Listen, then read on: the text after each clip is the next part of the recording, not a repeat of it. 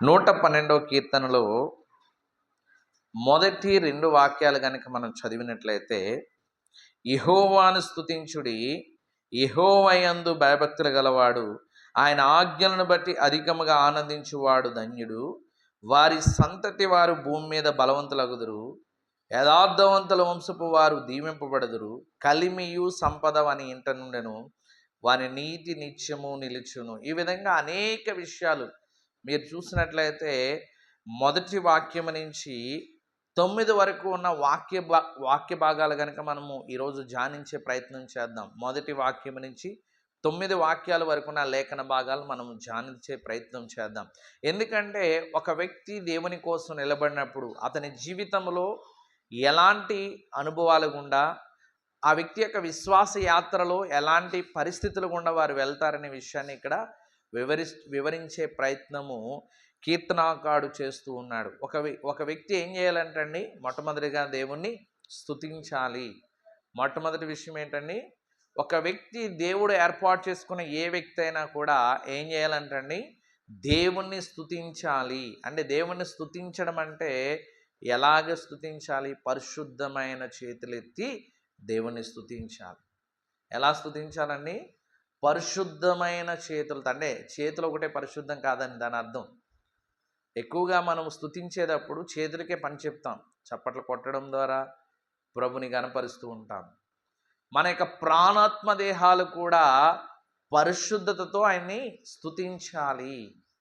స్తుతించేవారు ఎందుకోసం దేవుడు ఏర్పాటు చేసుకున్నాడు అంటే నా నిమిత్తం. ఒకసారి మీరు చూసినట్లయితే యెషయా గ్రంథము, దేవుడు మనలందరినీ ఏర్పాటు చేసుకున్న ఉద్దేశం ఏమిటంటే 43వ అధ్యాయము 21వ వాక్యం, నా నిమిత్తం నేను నిర్మించిన జనులు నా స్తోత్రమును నా స్తోత్రాన్ని ఏం చేస్తారంటండి?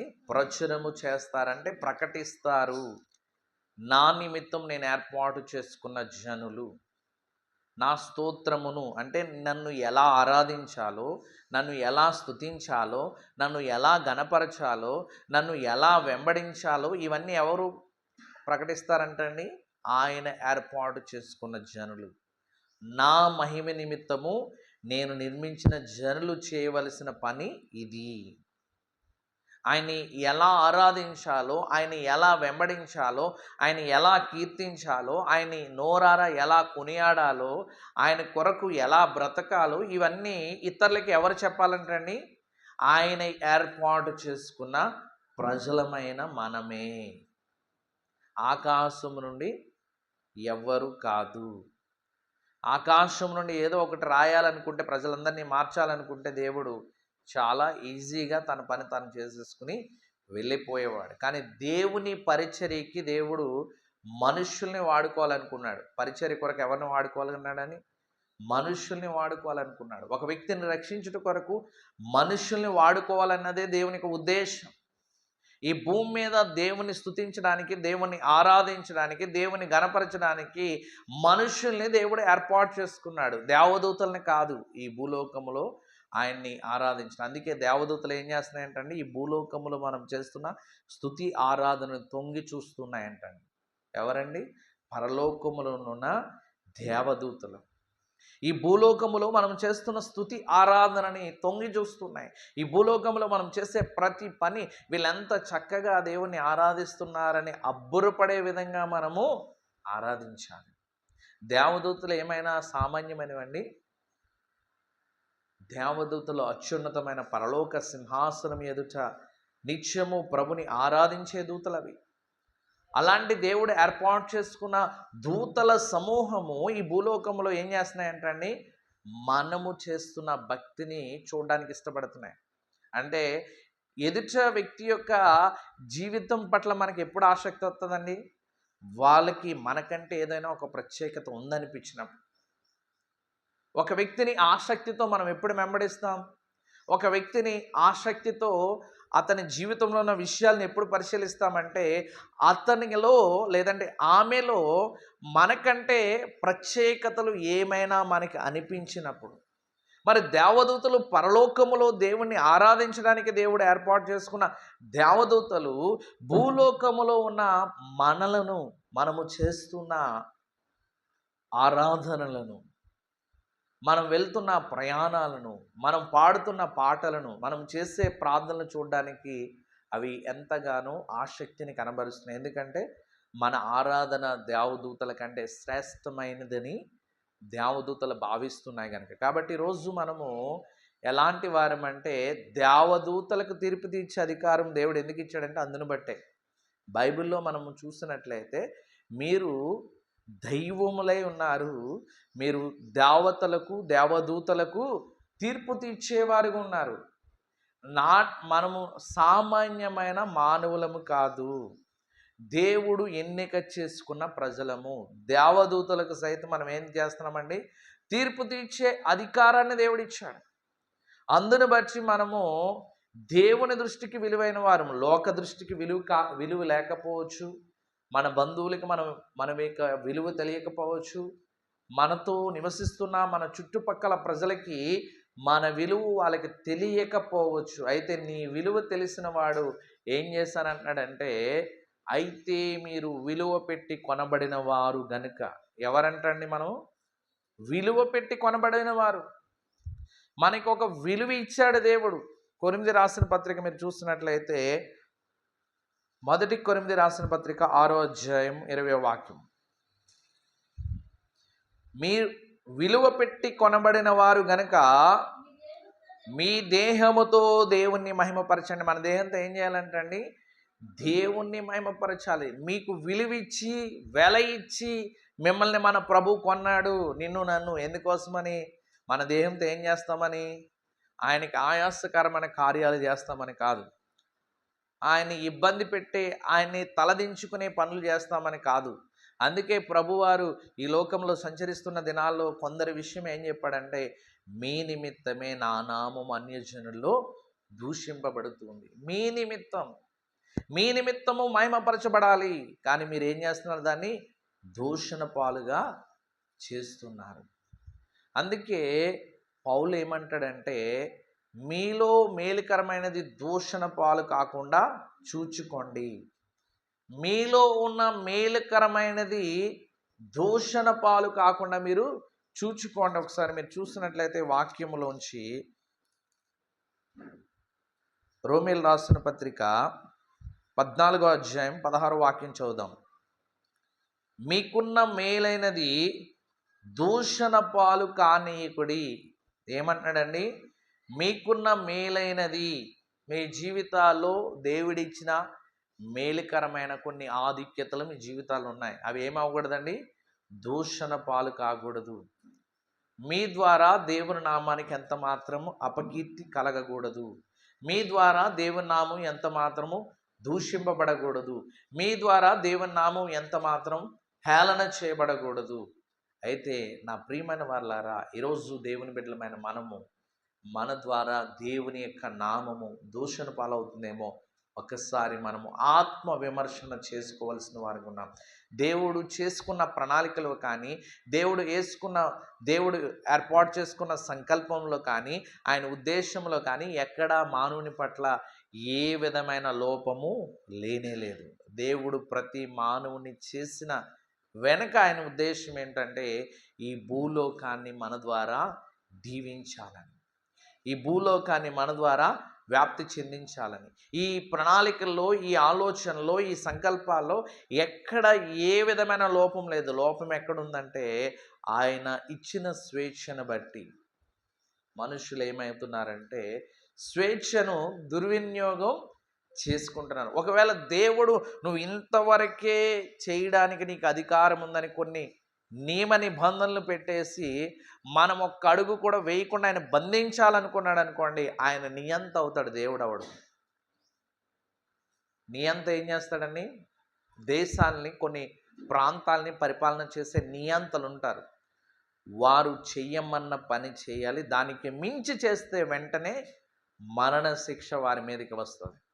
కొన్ని దేశాల్లో కొన్ని చట్టాలు చేస్తారు నియంతగా పరిపాలన చేసేవారు. వాళ్ళు చేసిన చట్టాలకు, వారు చెప్పిన మాటలకు కొంచెం అటు కానీ కొంచెం ఇటు కానీ మన అడుగు పడితే వెంటనే మరణదండన మనకి మన జీవితాల్లో వస్తుంది. అలా దేవుడు మనల్ని నియంతగా పరిపాలన చేయడానికి ఇష్టపడలే.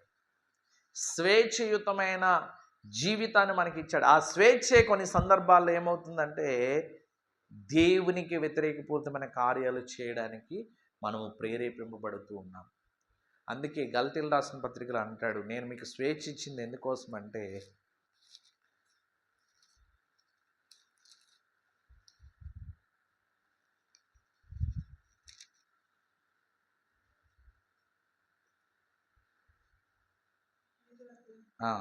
గలతీయులకు రాసిన పత్రిక 5వ అధ్యాయం 13వ వాక్యం, సహోదరులారా మీరు స్వతంత్రులుగా ఉండుటకు పిలువబడితిరి. దేవుడు మనల్ని ఎందుకు పిలుచుకున్నాడంటే మనం ఎలా ఉండాలని, స్వాతంత్ర్యముగా, ఒకరి కింద కానీ ఒకరి చెప్పు చేతల్లో కానీ ఒక వ్యక్తి కింద మీరు బానిసలుగా ఉండడానికి పిలువబడలేదు.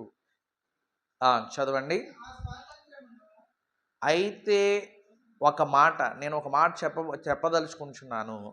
ఆ స్వాతంత్ర్యము శరీర క్రియలకు హేతువు చేసుకొనక, శరీర క్రియలు చేయడానికి కాదు. ఆ స్వాతంత్ర్యము శరీర కార్యాలు చేయడానికి కాదు. దేవుడు మనల్ని శిక్షించడం లేదంటే, దేవుడు మనల్ని హెచ్చరించడం లేదంటే, దేవుడు మనకి అడ్డుకట్ట వేయడం లేదంటే, దేవుడు మనం చేసిన తప్పుకి వెంటనే మరణ శిక్ష విధించడం లేదంటే మనం చేస్తుంది కరెక్ట్ అని కాదు, మనం చేస్తుంది దేవుని దృష్టికి ప్రీతికరమైందని కాదు.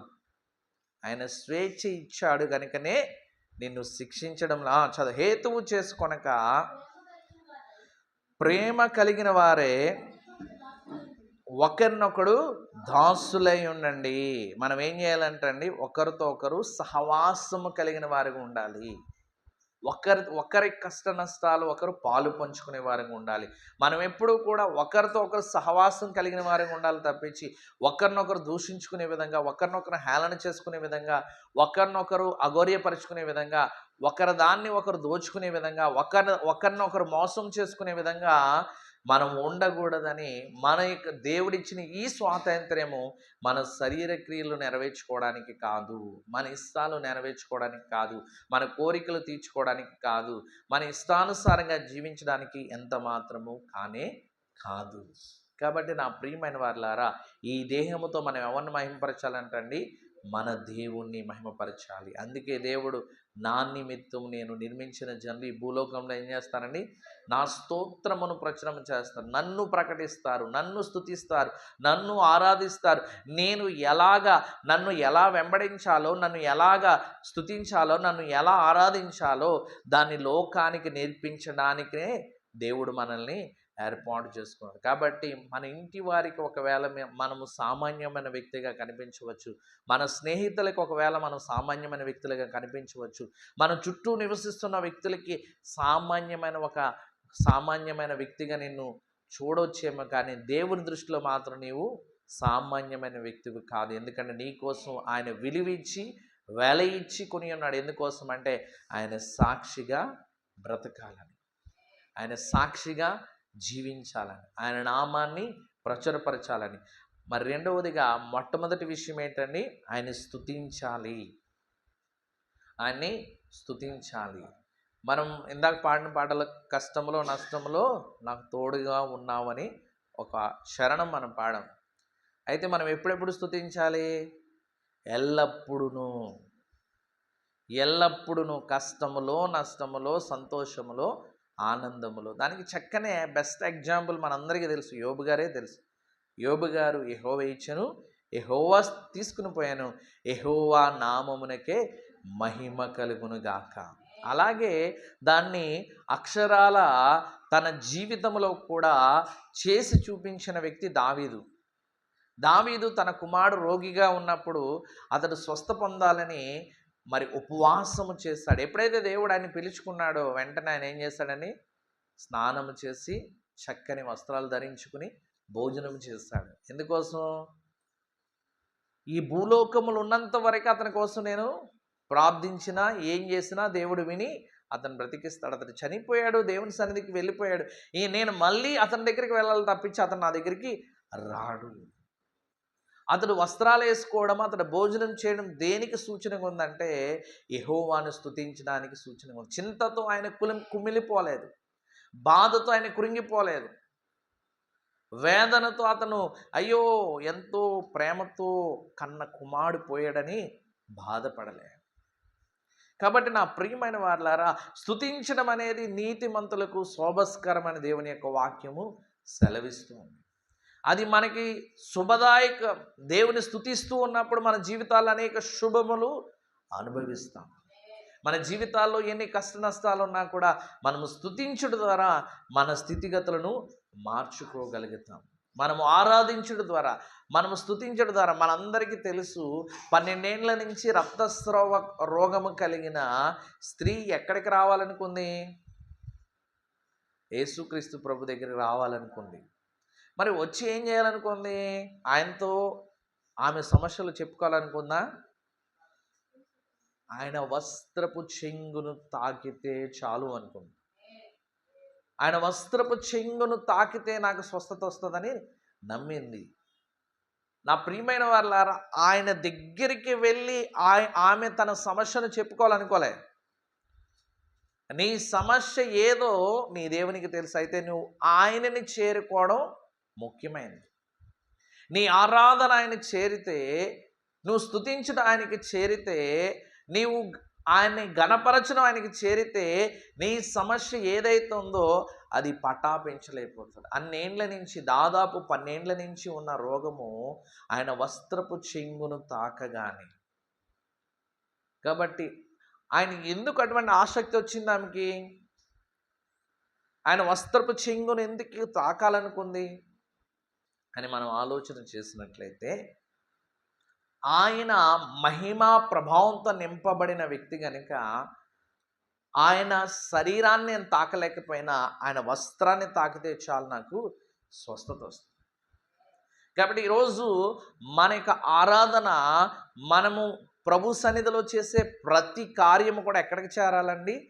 ఆయన సన్నిధికి చేరాలి, ఆయనని తాకాలి. అలా నువ్వు ఏ పని చేసినా కూడా అది నీకు వెంటనే రిజల్ట్ ఇస్తుంది. స్తుతించడం ఏ సిచ్యువేషన్లో ఆమె స్తుతించిందండి? నయమైన తర్వాత కాదు. నయమైన తర్వాత దేవుని దగ్గరికి వెళ్ళాలనుకోలేదు.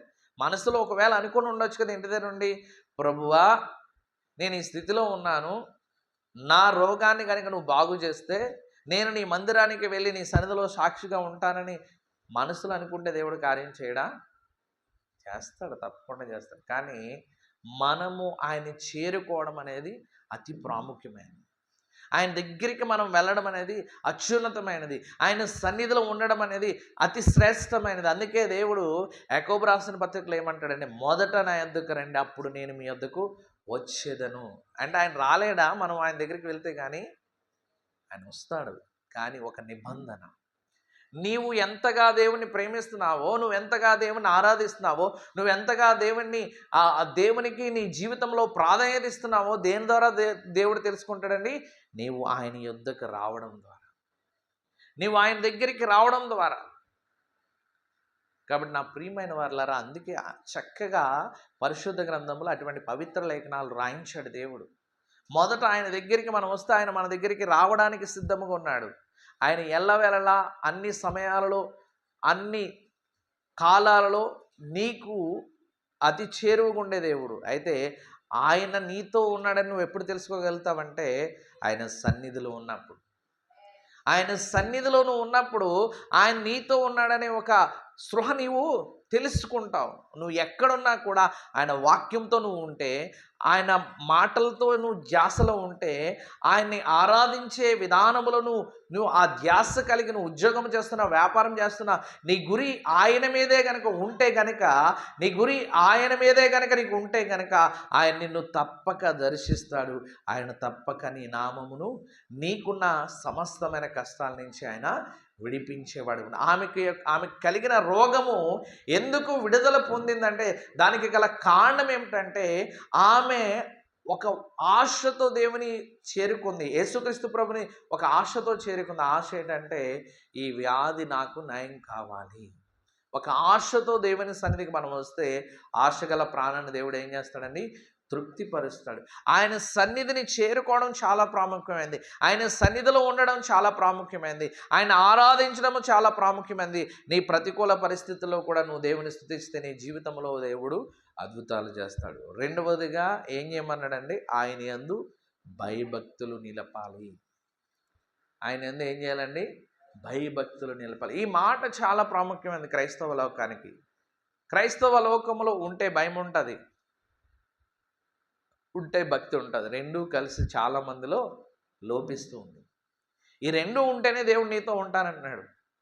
ఈ రెండాటిలో ఏది నీలో లేకపోయినా దేవుడు నీతో ఉండడు. కొంతమందికి ఆపద రాబోతుందంటే భయం. దేవుడు ప్రార్థన చేస్తే ఆపద తీరుస్తాడు, కానీ వాళ్ళలో భక్తి ఉండదు. ఆపద రాబోతుందంటే భయం, కష్టం రాబోతుందంటే భయం, ఇబ్బంది రాబోతుందంటే భయం, సమస్య ఉంటుందంటే భయం. అంతేగాని మనం వెళ్తున్న ప్రతి స్థలంలో కూడా దేవుడు మనతో వస్తాడు. మనం ఆయనకి భయపడి మన ప్రవర్తన అంతటి మీద ఆయన అధికారానికి ఒప్పుకోవాలని భక్తి మనలో ఉండదు. మన మాట్లాడే ప్రతి మాట, మనము చేసే ప్రతి పని కూడా ఆయన చూస్తున్నాడనే స్పృహ కలిగి ఎవరైతే జీవిస్తారో వారిలో నిజమైన భక్తి భయము కనబడతారు. మన దగ్గర అది ఉంటే ఇది ఉండకపోవడం, ఇది ఉంటే అది ఉండకపోవడం అనేది ఉండకూడదు. అలా ఉన్నవారితో దేవుడు ఉండడు. మన జీవితంలో యెహోవా యందు భయభక్తులు కలిగి ఉండట అనేకమైన మేలులు రాయబడ్డాయి. తెలివికి, జ్ఞానానికి, ఐశ్వర్యానికి, దీవెనకు, అన్ని విధాల దీవెనలకి రెండే పదాలు వాడాడు. భయము భక్తి రెండు కలిస్తేనే ఈ దీవెనలన్నీ మనము పొందుకుంటాం.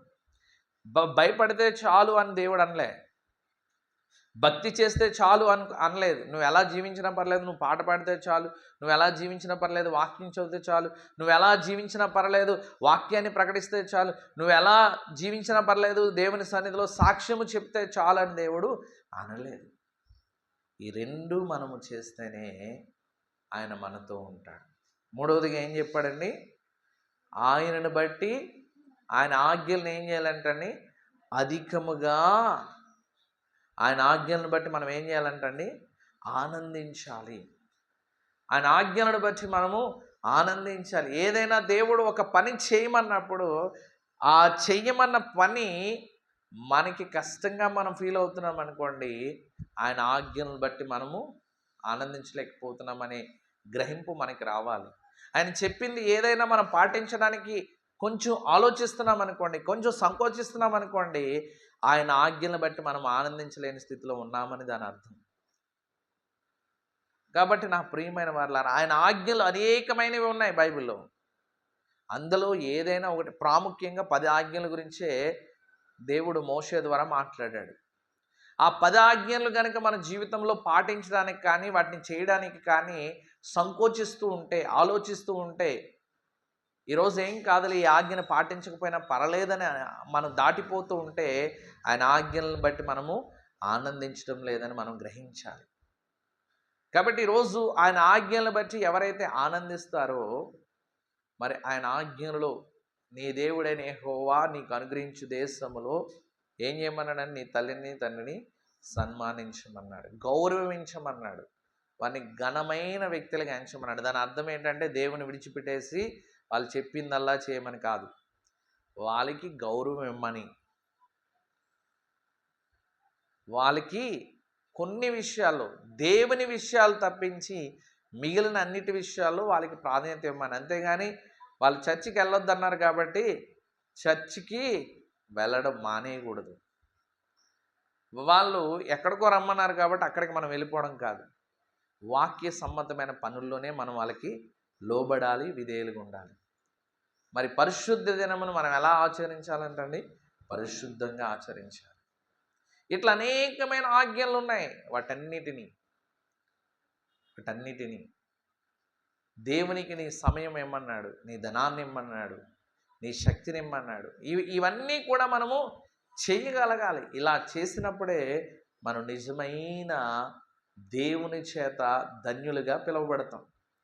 ఎవరు ధన్యులని దేవుడు చెప్పాడంటే దేవుణ్ణి స్తుతించేవారు, ఆయన యందు భయభక్తులు కలిగేవారు, ఆయన యొక్క ఆజ్ఞలను అధికముగా ప్రేమించేవారు, వీరు మాత్రమే ధన్యులు. అంతేగాని ధనవంతులు కానీ, జ్ఞానవంతులు కానీ, బుద్ధిమంతులు కానీ, తెలివిపరులు కానీ, అందంగా ఉన్నవారు కానీ, ఐశ్వర్యంగా ఉన్నవారు కానీ ధన్యులని దేవుడు చెప్పలేదు. ఇవేమీ దేవుని దృష్టిలో ధన్యకరమైనవి కాదు. దేవుని దృష్టిలో చాలా అల్పమైనవి.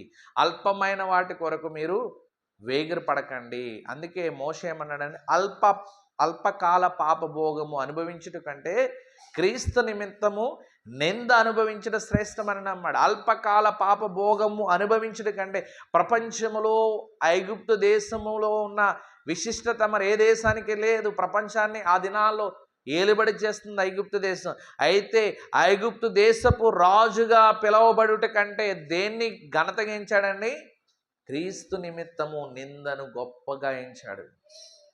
క్రీస్తు కోసం శ్రమపడ్డానికి గొప్పగా ఎంచాడు. ప్రపంచంలో దానికి మించిన ఐశ్వర్యం ఏదైనా ఉందంటే ఆ దినాల్లో ఐగుప్తు దేశంలో రాకుమారుడుగా పిలువబడడం కంటే ఇంకా దానికి మించిన ఆశీర్వాదము భూ సంబంధంగా ఏదీ లేదు. దాన్ని విడిచిపెట్టడానికి ఎందుకు ఇష్టపడ్డాడంటే ఆయన ఎవరికి భయపడేవాడండి? దేవునికి భయపడేవాడు.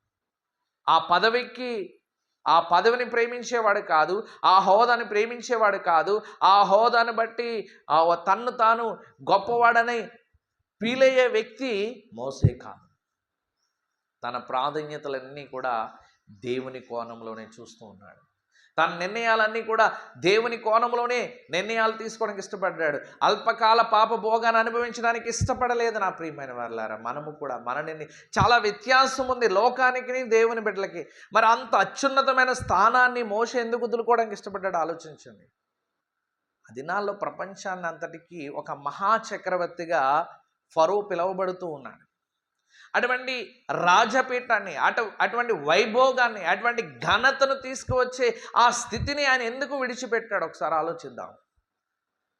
దానికి మించిన ఆశీర్వాదం ఏదైనా ఉంటుందా ప్రపంచంలో? దాన్ని తృణప్రాయంగా విడిచిపెట్టడానికి ఇష్టపడ్డాడంటే దానికి మించిన ఆశీర్వాదం దేన్ని నమ్మాడండి? పరలోకాన్ని నమ్మాడు. దానికి మించిన ఆశీర్వాదము దేవుని బిడ్డగా ఉండడం నమ్మాడు. దానికి మించిన ఆశీర్వాదము దేవుని చేత ముద్రింపబడిన వ్యక్తిగా ఉంటే చాలని నమ్మాడు. ఇది నిజమైన భక్తి అంటే. మోషేలో మనం చూస్తున్నాం నిజమైన భక్తి. ఈ లోకములో ఉన్న ఘనతలన్నిటినీ మనము చాలామంది నిరాశకు గురవుతుంటాం.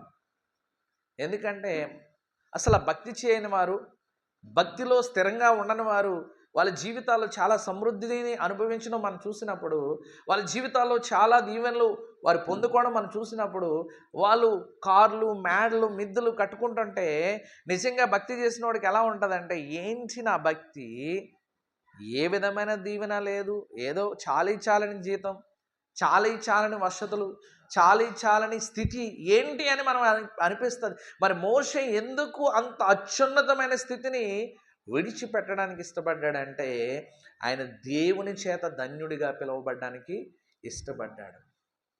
కాబట్టి ఒక తరములో దేవుని కోసం మనం నిలబడితే ప్రపంచంలో మన పేరు స్థిరస్థాయిగా నిలిచిపోతుంది. ఈ రోజుకి కూడా యూదులు మోషేని ఎందుకు అంత ఘనమైన వ్యక్తిగా ఎంచుతారంటే, ఒకవేళ ఫరో రాకుమారుడుగా పిలువబడి ఉంటే ఆ జనరేషన్ జ్ఞాపకం ఉండదు. ఎంతమంది ఫరోలు ఉన్నారు బైబిల్లోనే? చాలామంది ఫరోలు ఉన్నారు. ఆ తర్వాత ఎంతోమంది ఫరోలు ఉన్నారు. వాళ్ళు ఎవరి పేర్లు గుర్తులేదు. ఎవరికి? యూదులకి. ఎవరికి గుర్తున్నారు? మోషే గుర్తున్నాడు. ఎందుకంటే యేసుక్రీస్తు ప్రభువారు మాట్లాడే ప్రతి సందర్భంలో నువ్వు మోషే కంటే గొప్పవాడా, నువ్వు మాకు ధర్మశాస్త్రం అందించిన మా పితరుడైన మోషే కంటే నువ్వు గొప్పవాడని ఎందుకు వాదించేవారంటే మోషేను అంత అత్యున్నతమైన స్థితిలో వారి హృదయాల్లో పెట్టుకున్నారు కనుక. దానికి కారణం ఏమిటంటే అతడు ఏం చేశాడండి? లోకములో ఉన్న పాపభోగాలు అనుభవించుట కంటే, ఫరో కుమారుడని అనిపించుట కంటే, ఈ లోకంలో నాకు ఏమున్నా లేకపోయినా పర్లేదు, కానీ నేను దేవుని కుమారుడని పిలువబడితే చాలు. ఈరోజు మన వైఖరిని, ఈరోజు మన ఆలోచనలు, ఈరోజు మన యొక్క కోరికలు అన్నీ కూడా లోక సంబంధంగా ఉండకూడదు, దేవుని సంబంధంగా ఉండాలి. నిజంగా చెప్పండి, అంతకంటే ఘనత ఏమైనా ఈ లోకంలో ఉంటుందా? ఫరో కుమారుడు రాజుగా పిలువబడి కంటే. ఎందుకంటే ప్రపంచం అంతా ఆ దినాల్లో ఫరో కిందే ఉన్నాయి. ప్రపంచ దేశాలన్నీ కూడా. అటువంటి అత్యున్నతమైన స్థితిని మోసే ఎందుకు విడిచిపెట్టాడంటే దేవుని కుమారుడిగా బ్రతకాలని. దేవుని కుమారుడిగా బ్రతికితే హోదాలు వస్తాయి, అధికారాలు వస్తాయి, గొప్పవాడని అనిపించుకుంటానని అనుకోలేదు మోసే. కాబట్టి నా ప్రియమైన వారలారా, ఈ లోకంలో మనం ఎలా బ్రతకాలంటే మనుషుల చేత ధన్యులమని, మనుషుల చేత ఘనమైన వారమని అనిపించుకున్నట్టు కంటే దేవుడి చేత ధన్యులని అనిపించుకోవడానికి. అయితే ఒక జనరేషన్లో మనం భక్తి చేస్తే ఆ భక్తి ఏం చేస్తుందంటే ఆ తర్వాత జనరేషన్ని ఆ సంతతి వారు ఏమవుతారంటండి, భూమి మీద ఏమవుతారంటండి, బలవంతులు అవుతారు. ఇప్పుడు ప్రపంచ దేశాలన్నీ కలిసి ఒక చిన్న దేశం ఇజ్రాయేల్ దేశాన్ని ఢీకొట్టడానికి ఎన్నో ప్రయత్నాలు చేస్తున్నారు. కానీ వారిని ఎందుకు చేరుకోలేకపోతున్నారు? ఇజ్రాయేల్ చిన్న దేశమైన దేశాన్ని ఎందుకు నాశనం చేయలేకపోతున్నారు? మహా అయితే మన రాష్ట్రం కంటే చాలా చిన్నది అది, ఒక డిస్టిక్ అంత ఉంటుంది అది. కొన్ని లక్షల మంది ప్రజలంతా అక్కడ ఉండేది. ఇంకా మన ఆంధ్రప్రదేశ్లో దాదాపు 5 కోట్ల మంది ఉంటారు. లక్షల మంది జనాభా కలిగిన ఇజ్రాయేల్ దేశాన్ని ప్రపంచంలో ఇస్లామిక్ కంట్రీస్ అన్నీ కలిసి పోరాడుతున్నా వారిని ఎందుకు చేరుకోలేకపోతున్నారంటే కారణం ఏమిటంటే ఆ జనరేషన్లో వారు చేసిన భక్తి యొక్క ప్రభావం. వారు ఈ భూమి మీద ఏమవుతారంటే వారి సంతతి బలవంతులు అవుతారు. వాళ్ళ యొక్క బలం ఏంటంటే వాళ్ళ దగ్గర ఉన్న ఆయుధాలు కాదు, దేవుడే వారికి బలమై ఉన్నాడు. వారికి అటువంటి విశేషమైన జ్ఞానాన్ని, శత్రువు ఆలోచించే ఆలోచన కంటే, శత్రువు తయారు చేసే ఆయుధాల కంటే పొదునైనవి, ఘనమైనవి ఎక్కడి నుంచి వస్తున్నాయంటే వారికి అటువంటి మేధాశక్తి దేవుడు ఇస్తున్నాడు. కాబట్టి వారి సంతతి భూమి మీద బలవంతులగుదురు అన్నప్పుడు మొట్టమొదటిగా నడిచింది ఎవరు? అబ్రహామే. అబ్రహాము డేరాలు కుట్టుకుంటూ, అబ్రహాము డేరాలు వేసుకుంటూ ఎక్కడికక్కడ నివసిస్తూ గుడారంలో ఉన్నాడు. కానీ ఆ తర్వాత జనరేషన్ దేవుడు దీవించుకుంటూ వెళ్ళాడు. ఇప్పుడు ఇజ్రాయేల్ దేశం బలమైన దేశం. ప్రపంచంలో ఏ దేశంతో అయినా యుద్ధము చేయగలిగిన సామర్థ్యము, అటువంటి అధికారత్వము, అటువంటి సామాగ్రి, అటువంటి ఆయుధాలన్నీ కూడా ఎవరి దగ్గర ఉన్నాయండి? ఇజ్రాయేల్ దేశంలో ఉన్నాయి. కాబట్టి ఇజ్రాయేల్ దేశంతో ప్రపంచ దేశాలన్నీ కూడా సమాధానంగా ఉండే ప్రయత్నం చేస్తాయి. కారణం ఏంటంటే దేవుడు తన పరిశుద్ధ గ్రంథంలో రాశాడు, వారి సంతతి బలవంతులగుదురు. ఇంకేంటండి? యథార్థవంతుల వంశపు వారు ఏమవుతారంటండి? దీవింపబడుదురు. ఏముంటుందంటండి వాళ్ళ ఇంట్లో? కలిమియు సంపద. ఈరోజు ఇజ్రాయేల్ దేశంలో ఉన్న సిరి సంపదలు, ఇజ్రాయేల్ దేశంలో ఉంటున్న శ్రేష్టమైన దీవెనల కొరకు ఇజ్రాయేల్ దేశంలో పండించే పంటలు ఇప్పటికీ కూడా ఏ దేశం వాళ్ళు పండించలేని స్థితి. వాళ్ళ దేశం ఎడారి లాంటిదే, కానీ దేవుడు ఆ ప్రాంతాన్ని దీవించాడు, ఆ ప్రాంతాన్ని ఆశీర్వదించాడు. అందుకే వాళ్ళు శ్రేష్టమైన పంటలు. మీరు ఒకవేళ గూగుల్లో సెర్చ్ చేస్తే ఇజ్రాయేల్ దేశంలో పండినంత సారవంతమైన పంటలు ఇక్కడ ఏ దేశంలో కూడా పండవు. గూగుల్లో మీరు సెర్చ్ చేస్తే మీకు ఈ విషయాలు అర్థమవుతాయి. నేను చెప్పేవి కథలు కాదు, వాస్తవాలు. కాబట్టి నా ప్రియమైన వారలారా, వారి యొక్క ఇంట ఏముంటుందంటండి? కలిమియు సంపదయు. వారి నీతి ఏమవుతుందంటండి? నిత్యము నిలుస్తుంది. అది ఇజ్రాయేల్ కోసం మాత్రమే కాదు. నీవు నీ తరములో భక్తి చేస్తే, నీవు నీ తరములో దేవుని వెంబడిస్తే నీ తర్వాత జనరేషన్ ఎలాగ దేవుడు దీవిస్తాడంటండి? వారి ఇంటిలో కలిమి ఉంటుంది, వారి ఇంటిలో సంపద ఉంటుంది. ఇంకేం చెప్తున్నాడండి? వారి నీతి నిత్యము నిలుచును. యథార్థవంతులకు చీకట్లో ఏం కలుగుతుంది అంటండి? వెలుగు పుట్టును. వాళ్ళు ఎలాంటి వారు అంటండి? కటాక్షము, వాత్సల్యతయు, నీతియు గలవారు, దయాళులను, అప్పువిచ్చువారును, భాగ్యవంతులు. ఏంటంటే వారి యొక్క లక్షణాలు? దేవుని నమ్ముకున్న బిడ్డల యొక్క జీవితాల్లో ఉండవలసిన కొన్ని లక్షణాలు దేవుడు చెప్తున్నాడు. వారు కటాక్షమును చూపించేవారంటండి, వాత్సల్యతను చూపించేవారంట, నీతి గలవార. ఈ 3 లక్షణాలు దేవుని నమ్ముకున్న ప్రతి వ్యక్తి జీవితంలో ఉండాలి. ఇతరుల్ని కటాక్షించు, ఇతరుల పట్ల దయగా మాట్లాడే స్వభావం, ఇతరుల పట్ల దాతృత్వంతో మేలు చేసే గుణము, వాత్సల్యత చూపించే గుణం, నీతి కలిగి జీవించే గుణం మనం కలిగి అలాంటి వారి యొక్క వ్యాజ్యం ఏమవుతుందంటండి, న్యాయ విమర్శలను వాళ్ళు గెలుస్తారు. చివరిగా అత్యున్నతమైన విషయాన్ని చెప్తున్నాడు. అట్టి వారు ఏమవుతారంటండి, కదిలింపబడరు. అంటే కదిలింపబడరంటే దుర్వార్త వస్తుంది, కష్టం రాబోతుందని తెలుస్తుంది, ఇబ్బంది రాబోతుందని తెలుస్తుంది, ఇక్కట్లు రాబోతున్నాయని నీకు అనిపిస్తుంది, అయినా కూడా వారు ఏమవరండి, కదిలింపబడరు. కదిలింపబడరు. విశ్వాసములో దేవుని యందు భయభక్తులు కలిగిన వారు ఎన్ని కష్టాలున్నా ఎన్ని ఇబ్బందులున్నా భయపడరు. వారి హృదయము యెహోవాను ఆశ్రయించి స్థిరముగా నుండెను. వాడు దుర్వార్తకు ఏమవడండి, జడియుడు. వారి మనసు ఎలా ఉంటుందండి, ఫస్ట్ స్థిరముగా ఉంటుంది. అసలు స్థిరంగా ఉండదు ఏంటంటే, అన్నిటికంటే మనం పడుకున్నప్పుడు కూడా అది పనిచేస్తుంటుంది. ఏంటి, మనస్సు. స్థిరముగా ఉండండి ఈ లోకంలో ఏదైనా ఉందంటే, కంట్రోల్ చేయలేనిది ఏదైనా ఉందంటే అది మనస్సే. మన శరీరాన్ని కదల్చకుండా ఉండగలుగుతాం ఉండాలనుకుంటే, మన చేతిని కదల్చకుండా ఉండగలుగుతాం, మన కాళ్ళను కదల్చకుండా ఉండగలుగుతాం, మన నోటిని మాట్లాడకుండా ఉండగలుగుతాం, మన చెవులను మూసుకోగలుగుతాం చెడు మాటలు వినకుండా. కానీ మన మనస్సు మాత్రం మన మాట వినదు. అయితే ఎవరి మనస్సు స్థిరంగా ఉంటుందంట, దేవుని ఆశ్రయించిన వారి యొక్క హృదయము, దేవుణ్ణి స్తుతించే వారి యొక్క హృదయము, దేవుని యందు భయభక్తులు కలిగిన హృదయము చెడు సంభవించబోతుందని, లేదంటే చెడు సంభవించేసింది, ఇదిగో మరి యోబు దగ్గరికి వచ్చి ఒకరి తర్వాత ఒకరు ఏం చెప్తున్నారండి, ఇదిగో నీ పిల్లలందరూ ఒక దినానే చనిపోయారు, అగ్ని వడగండ్లు వచ్చి జంతువులన్నీ చచ్చిపోయాయి, శత్రువులు తీసుకెళ్ళిపోయారు, ఇట్లా రకరకాల వార్తలు వింటే యోబు ఏమైనా భయపడ్డా, యోబు ఏమైనా యోబు ఏమైనా భయపడిపోయి కృంగిపోయి వేదన చెందాడా? అక్కడ వెంటనే ఆయన చెప్పిన మాట ఏంటంటే, యెహోవా ఇచ్చెను, యెహోవా తీసుకుని పోయాను. దుర్వార్త ఏదైనా రాగానే మనం వెంటనే ఏం చేస్తామండి, భయపడిపోతాం. ఒక వ్యాధి మనకు వచ్చిందంటే కృంగిపోతూ ఉంటాం. ఒక ఆపద సంభవిస్తే ఏం చేయాలని ఆలోచిస్తాం. ఏం చేయాల్సిన లేదు, ఎందుకంటే నువ్వు చేయవలసిందంతా దేవుడు నీకు తన ఆలోచన ఇస్తాడు. ఆయనకున్న పేరేంటండి, ఆలోచనకర్త.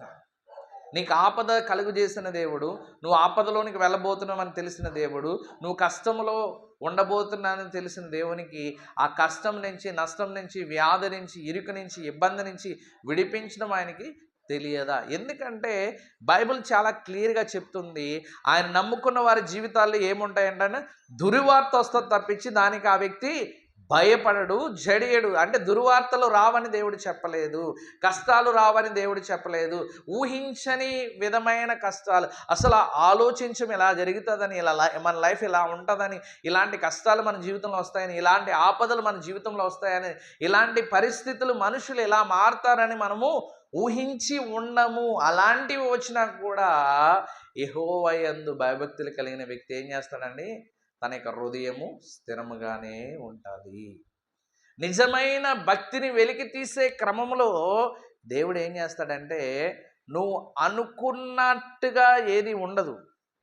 వీళ్ళు ఎప్పుడు ఇంకా ఖచ్చితంగా వీళ్ళు దేవుని యందు భయభక్తులు కలిగి ఉంటారు, లేదంటే దేవుని సంఘములో సహవాసములో వీరు క్రమం తప్పకుండా ఉంటారని అనుకున్న వారిని దేవుడు ఏం చేస్తాడండి, వాళ్ళకే రకరకాలుగా మనం ఒకరి గురించి అలా అనుకున్నాం అనుకోండి, వెంటనే ఏం చేస్తాడు, వాళ్ళని పడగొట్టే ప్రయత్నం చేస్తాడు, మన లోకంలో కలిసిపోయేటట్టు ప్రయత్నం చేస్తాడు. అప్పుడు ఏంటంటే మన మనసు ఏమవుతుంది, చివ్వుమని బాధపడుతుంది.